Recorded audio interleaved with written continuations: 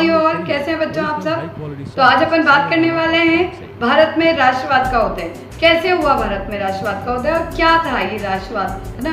तो राष्ट्रवाद क्या होता है ये अपन अपने पिछले वीडियोस में देख चुके हैं, फिर भी मैं एक बार आपको थोड़ा सा एक्सप्लेन कर देती हूँ। राष्ट्रवाद a feeling of love towards our nation, हमारे देश के प्रति हमारे मन में जो फीलिंग्स है, जो इमोशंस हैं, जो प्रेम है, जो पेट्रियोटिज्म की फीलिंग है, देशभक्ति, है ना। लेकिन अपन देशभक्ति को राष्ट्रवाद के साथ नहीं जोड़ सकते।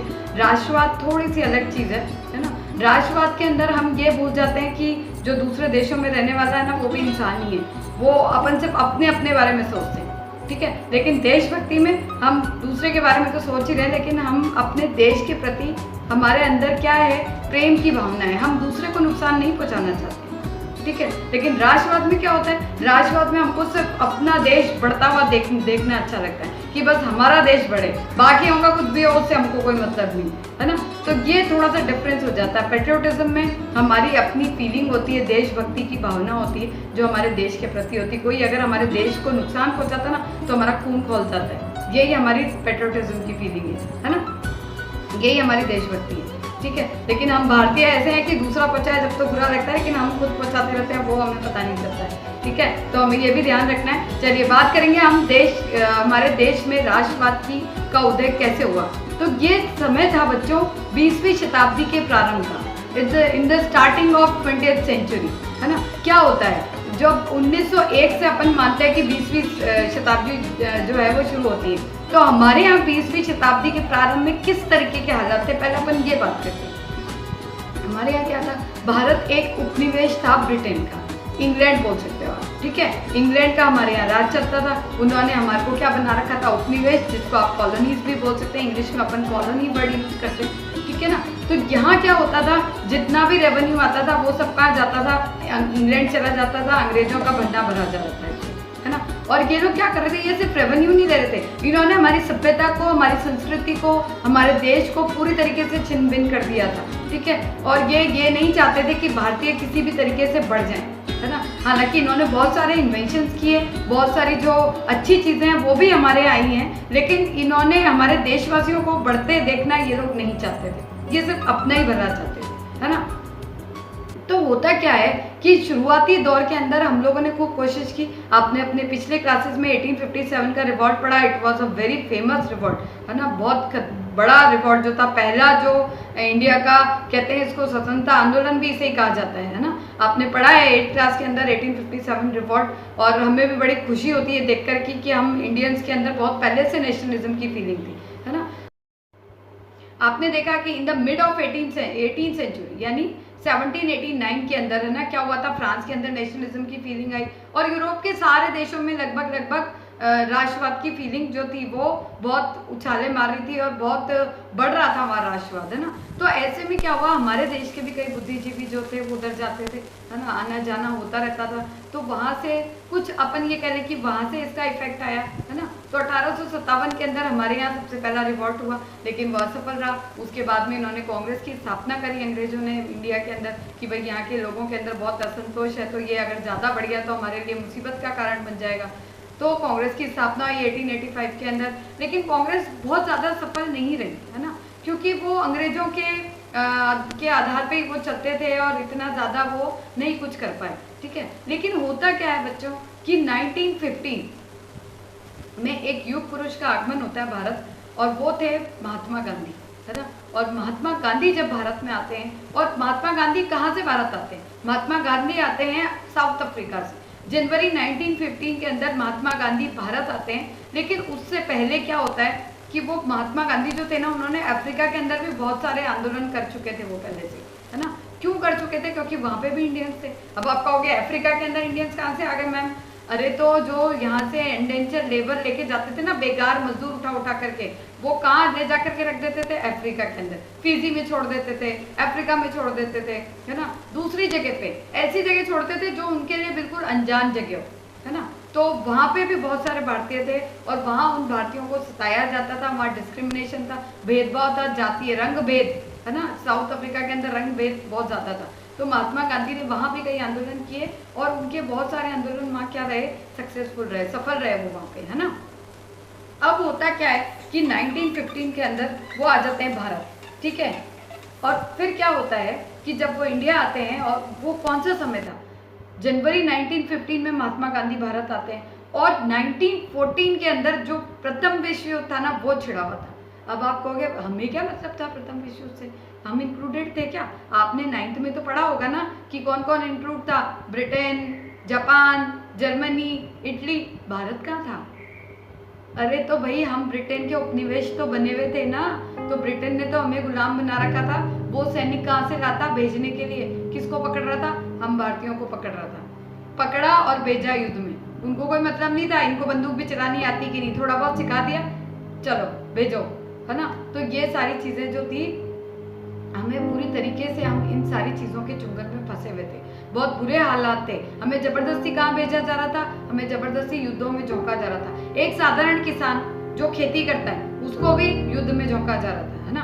और ऐसे टाइम पे क्या होता है बच्चों, महामारी भी फैल जाती है, ठीक है, और फसल भी खराब हो जाती है, अकाल भी हो जाता है, सब चीज़ें हो जाती है इसी टाइम पे। तो आप सोचो अभी महामारी फैली हुई है ना, आपको पता है किस तरीके के हालात हैं, सारी जगह इकोनॉमिकल प्रॉब्लम है, बाजार खुलते नहीं है, मार्केट बंद है, स्कूल बंद है, सारी चीज़ों में कितने कितने प्रॉब्लम है हम, जबकि अभी तो हमारे पास फोन सब है, हम घर में बैठ के सारी चीज़ें पता कर सकते हैं। लेकिन उस टाइम पे ये सब कुछ भी नहीं था। तो आप इमेजिन करो कि किस तरीके के हालात वहाँ पे रहे होंगे। देखो यहाँ पे लोगों के पास खाने के लिए नहीं है, मर रहे हैं लोग, है ना। और ऐसे में जो जिंदा है ना उनको पकड़ पकड़ के जो ब्रिटेन वासी है वो कहाँ डाल रहे हैं, वो उनको युद्धों में झोंक रहे हैं, है ना। तो ऐसे में भारत में महात्मा गांधी का प्रवेश होता है और देश की व्यथा देख करके वो भी दुखी होते हैं, लेकिन वो फैसला करते हैं कि वो जरूर आंदोलन करेंगे। इस विकट समय में महात्मा गांधी ने जो एक हथियार अपनाया वो क्या था? सत्याग्रह, है ना। ये सत्याग्रह क्या था वो अपन आगे चल के देखेंगे, लेकिन उससे पहले हम देख लेते हैं कि जब 1915 में वो भारत आ जाते हैं, जनवरी 1950 में महात्मा गांधी भारत आते हैं, और 1917 में वो पहला आंदोलन छेड़ते हैं। कहाँ पे? चंपारण बिहार में। अब चंपारण बिहार में क्या हो रहा था? चंपारण बिहार में क्या हो रहा था कि जो किसान है ना उनसे जबरदस्ती नील की खेती कराई जा रही थी, है ना। अब नील की खेती क्या होता है? नील, कपड़ों में नील डालते हो आप लोग, इंडिगो बोलते हैं जिसको इंग्लिश में, है ना। तो उनसे जबरदस्ती नील का कल्टीवेशन कराया जा रहा था और वो करना नहीं चाहते थे। अब आप कहोगे अब इसमें उनको क्या प्रॉब्लम थी? किसान तो थे ही ना, किसान का तो काम ही खेती करना होता है। लेकिन जब अपन इंडिगो का कल्टीवेशन करते हैं ना, जब अपन नील की खेती करते हैं, तो जो अपनी जो ज़मीन है, जो सॉइल है, उसका जो फर्टिलाइजेशन है, जो फर्टिलिटी है, वो ख़त्म होता रहता है। और एक बार अगर आपने इंडिगो का कल्टीवेशन कर लिया तो उस ज़मीन पे हम कोई दूसरा जो फसल है वो नहीं लगा पाते। क्यों? क्योंकि सारे न्यूट्रिशन जो है वो ख़त्म हो जाते हैं, है ना। तो ऐसे में वहाँ के किसान जो हैं वो नील की खेती करना नहीं चाहते थे। तो जो गांधी जी हैं उन्होंने उनके साथ मिलकर आंदोलन किया। कब? 1917 में। इसको याद रखना, माइंड में बिल्कुल के अंदर कर देना। गांधी जी ने चंपारण बिहार के किसानों के साथ मिलकर के आंदोलन किया और इसमें उनको सफलता मिली। 1917 में क्या होता है? खेड़ा गुजरात। अब कहोगे खेड़ा गुजरात में क्या हो गया? खेड़ा गुजरात के अंदर क्या हो गया कि जो किसान थे ना, आपको पता है सूखा पड़ा था, है ना, और फसल अच्छी हुई नहीं थी, महामारी फैली हुई थी, युद्ध ऑलरेडी चल रहा था। ऐसे में लोगों के पास खाने को नहीं था और अंग्रेजों को क्या चाहिए था? टैक्स चाहिए था। तो जो किसान है वो क्या चाहते थे कि भाई हम ये टैक्स नहीं दे पाएंगे, सरकार को इस चीज़ के लिए मनाया जाए। तो गांधी जी ने एक आंदोलन किया और ये जो आंदोलन थे ना बच्चों, ये शांतिपूर्ण आंदोलन होते थे। धमाल चौकड़ी नहीं होती थी कि मार रहे हैं पीट रहे हैं, वो सब नहीं होता था। शांतिपूर्ण तरीके से आंदोलन किया गांधी जी ने और उनको इस आंदोलन में भी सफलता मिली। किस में? खेड़ा गुजरात इन 1917। ठीक है, मैं इसलिए बार बार पॉइंट आउट कर रही हूँ खेड़ा गुजरात 1917, क्योंकि ये चीज़ मैप में फिल करने को कई बार आ जाती है। ठीक है ना, ये बात कर रहे हैं अपन 1917 की। अब बात आती है 1918 में। 1918 में क्या होता है? अहमदाबाद के मिल मजदूर, उनके जो काम के घंटे थे ना बच्चों, वो बहुत ज़्यादा थे, है ना, और उनको भी टैक्स की मांग की जा रही थी। उनके पास भी खाने को पीने को ढंग से नहीं था, लेकिन ऐसे में उनके लिए टैक्स देना थोड़ा सा मुश्किल था। हालात मैं आपको पहले ही बता चुकी हूँ क्या है। ऐसे में टैक्स देना थोड़ा सा भारी था, तो उन्होंने टैक्स की कमी को लेकर गांधी जी से विनती करी। गांधी जी ने उनके साथ भी आंदोलन किया और उनके आंदोलन में उनको सफलता मिली। तो इस तरीके से गांधी जी ने 3 आंदोलन किए भारत आने के बाद। पहला आंदोलन उनका कब था? 1917 चंपारण बिहार।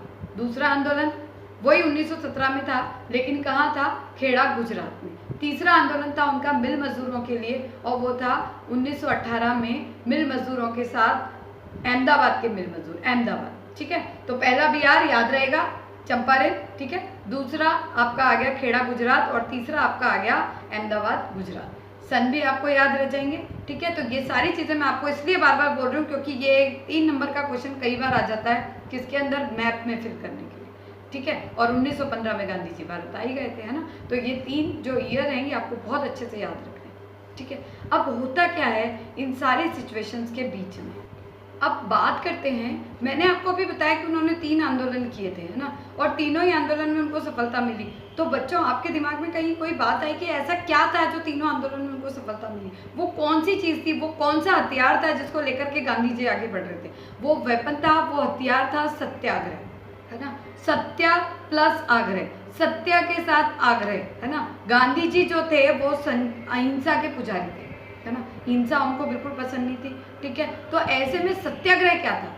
सत्या का आग्रह। गांधी जी का ये मानना था बच्चों कि अगर हमारा जो कारण है वो सत्य है तो हमें जीतने के लिए अपना जो विरोधी है उसके ऊपर कोई भी शारीरिक श्रम का या शारीरिक उस बल का उपयोग करने की जरूरत ही नहीं है, हमें वैसे ही क्या मिल जाएगी? सफलता मिल जाएगी, ठीक है। ये सत्याग्रह का विचार था। क्या था सत्याग्रह का विचार? वो अपन गांधी जी के शब्दों में एक बार देख लेते हैं।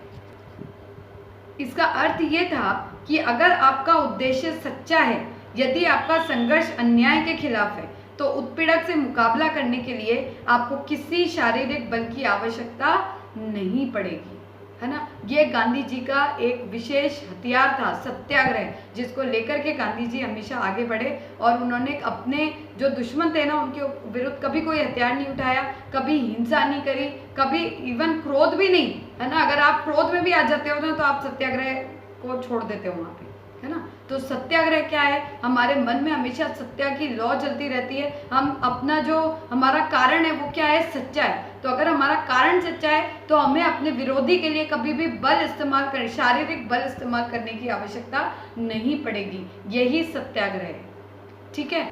अब होता क्या है बच्चों कि जो गांधी जी थे वो बड़े उत्साहित थे क्योंकि उनका सत्याग्रह काफ़ी सक्सेसफुल हो रहा था, उनके 3 आंदोलन उनके सक्सेस हो गए थे। और ऐसे में क्या होता है 1919 में 1919 में अंग्रेज सरकार जो होती है वो इंपीरियल लेजिस्लेटिव काउंसिल के अंदर एक एक्ट पास करती है ना। और वो एक्ट कौन सा था? वो एक्ट था रोलेट एक्ट। अब कहोगे रोलेट एक्ट क्या था? रोलेट एक्ट के अंदर जो राजनीतिक कैदी है ना उनको बिना किसी मुकदमा चलाए 2 साल के लिए जेल में डाल देने की अनुमति सरकार को मिल गई थी, है ना। मतलब सरकार जिसको चाहे, जिस राजनीतिक बंदे को चाहे, राजनीतिक लीडर्स जो थे, जो पॉलिटिकल लीडर्स थे, उनको उठाए बिना मुकदमा चलाए उनको 2 साल के लिए जेल में रख सकती थी। ये था रोलेट एक्ट, है ना। आपको पता है हमारे संविधान के अंदर एक प्रावधान है कि अगर पुलिस हमको पकड़ लेती है तो 24 घंटे के अंदर अंदर पुलिस को हमें क्या करना पड़ेगा? कोर्ट में पेश करना पड़ेगा, वहाँ ट्रायल होगा, यानी हमें अपना पक्ष रखने का मौका दिया जाएगा। अगर कानून हमें दोषी मानता है केवल तभी हम जेल में जाएंगे, अदरवाइज नहीं जा सकते, ठीक है। जब तक गुनाह साबित नहीं हो जाता तब तक कोई भी इंसान कैदी या बंदी के रूप में नहीं जाना चाहेगा, नहीं उसके ऊपर वो गुनहगार कहलाता है। ये हमारे भारतीय संविधान का प्रावधान है। लेकिन जो अंग्रेज थे, जो ब्रिटिश गवर्नमेंट थी, जो इंपीरियल लेजिस्लेटिव काउंसिल थी, उसने क्या किया? उसने जो ये राजनीतिक लीडर्स थे, जो पॉलिटिकल लीडर्स थे, इनके खिलाफ एक रोलेट एक्ट पास किया जिसमें इनके ऊपर बिना मुकदमा चलाए इन्हें 2 साल के लिए क्या कर दिया जाएगा? जेल के अंदर डाल दिया जाएगा, ठीक है। तो गांधी जी को ये सही समय लगा कि अभी हमें क्या करना चाहिए? अभी हमें आंदोलन करना चाहिए। कौन सा आंदोलन? सत्याग्रह करना चाहिए, है ना, इस रोलेट एक्ट को खत्म करने के लिए। अब गांधी जी ने सत्याग्रह किया कैसे? उन्होंने हड़तालों की शुरुआत करी, रैलियां निकाली, जुलूस निकाले, लोगों को इकट्ठा किया, है ना। तो ये सब उन्होंने शांतिपूर्ण ढंग से किया, किसी को मारा नहीं, ऐसा नहीं कि वो किसी के ऊपर अटैक कर रहे थे या कुछ ऐसा कर रहे हो जिससे किसी को नुकसान पहुंचे, है ना। वो सिंपली अपना रैलियां निकालना, जुलूस निकालना, हड़ताल, ये सब काम उन्होंने शुरू किया।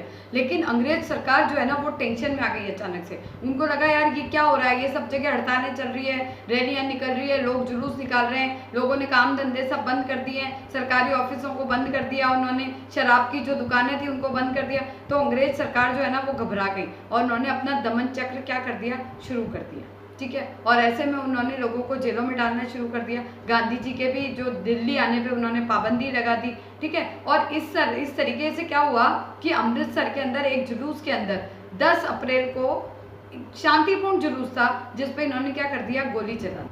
अब जैसा कि बच्चों आपको पता है कि जब गोली चली है ना तो नेचुरल है, कोई ना कोई तो हताहत हुआ ही होगा, किसी ना किसी को चोट लगी होगी, है ना। तो ऐसे में और जो सरकार थी उन्होंने अपना दमन चक्र चालू कर दिया था।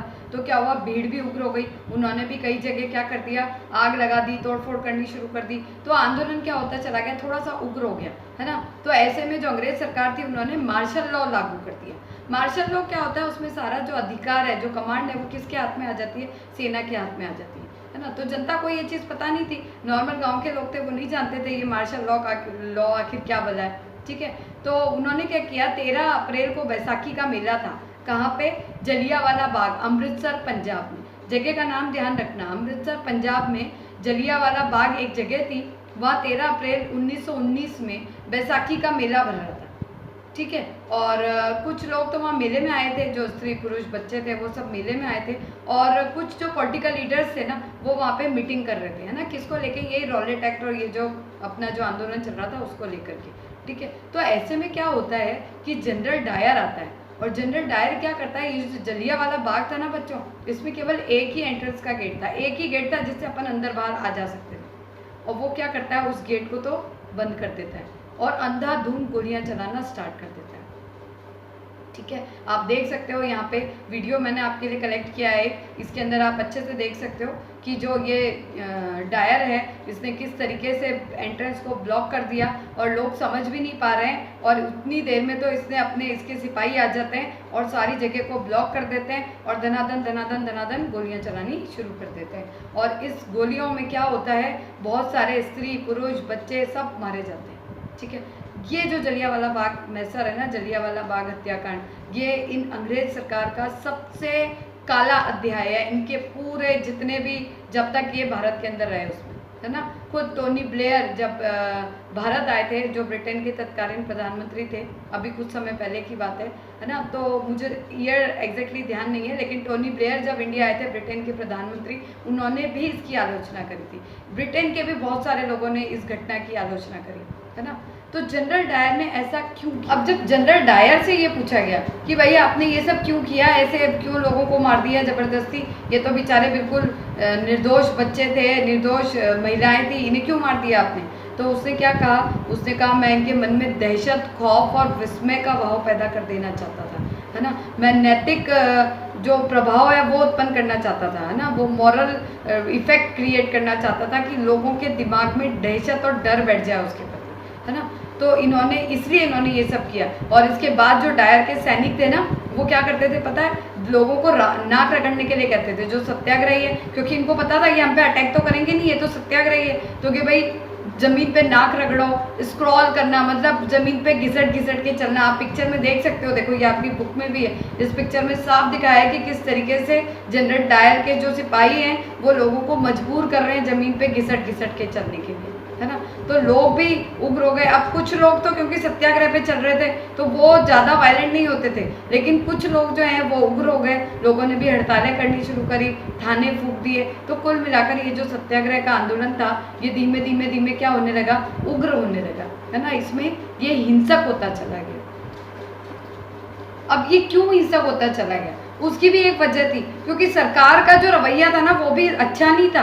वो लोग लोगों को कोड़े मार रहे थे, वो लोग बम फेंक रहे थे गांवों के अंदर। पंजाब में गुंजेवाला गांव है, वहाँ पे उन्होंने बम भी फेंक दिया, है ना। और घिसट घिसट के चलवाना, नाक रगड़वाना, इतना ब्रूटल तरीके से लोगों का दमन करना। तो इसलिए पब्लिक भी क्या हो गई, पब्लिक भी उग्र होती चली गई। और जब गांधी जी ने देखा कि आंदोलन ने उग्र रूप धारण कर लिया तो उन्होंने क्या किया, उन्होंने आंदोलन फाइनली वापस ले लिया।